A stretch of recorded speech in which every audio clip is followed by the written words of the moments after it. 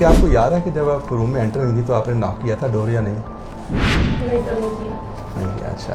तो मैं ये परमिशन लिया, नॉक नहीं किया। हाँ, तो ये एक बेसिक कैटेगरीज है रूम एंट्री के कि नॉक करना चाहिए पहले, राइट?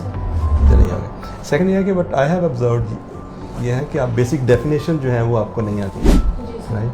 सो मैं ये एक्सपेक्ट करूँगा कि डेफिनेशन आपको आनी चाहिए कि how would you define it, right? आप डिफाइन नहीं कर, कोई कैंडिडेट डिफाइन नहीं कर पा रहा तो फिर उसको डिटेल में वो कैसे उसको लेके जाएगा, राइट? या सेकंड ये है कि फॉर एग्जांपल है आज के पुलिस ऑर्डर 2002 का आप क्या तो कुछ ज़रूर आपको कुछ ना कुछ पढ़ा क्योंकि हमें रिटर्न पास किया आपने। जैसे जब when you pass return then there is expectation from you to be what you have to answer it, right?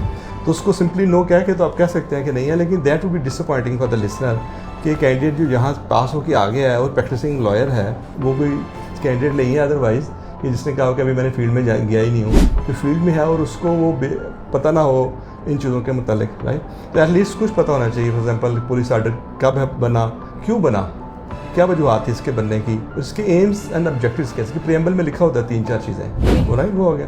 And then what are the issues related to this order, कोई पब्लिक में क्या challenges आ रहे हैं जो कि जजेस पे pressure का बायस बन रहे हैं, you have to link them कि लोगों का इस पर क्या रिजर्वेशंस हैं, पुलिस की अपनी क्या प्रॉब्लम उसको पेश आ रही हैं, एंड देन वर्ड जो जजेस हैं वो कहाँ पे अपने आप को प्लेस करते हैं, and then the how to improve it.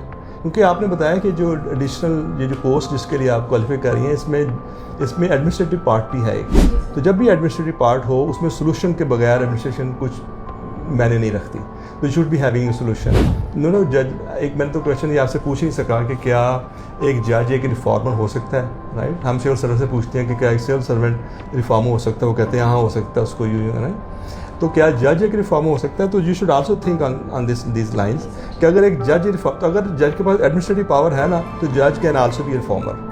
वो कोई ना कोई गुंजाइश पैदा कर सकता है, गवर्नमेंट से बात कर सकता है, अपने अप्रूवल भेज सकता है, गवर्नमेंट को बुला के उनको कह सकता है कि चीज़ों को चेंज करेंगे क्योंकि मेरे पास बार बार केसेस आ रहे हैं, राइट? तो सोल्यूशन होने चाहिए आपके पास, प्रॉब्लम्स आइडेंटिफिकेशन एंड सोल्यूशन होने चाहिए, राइट?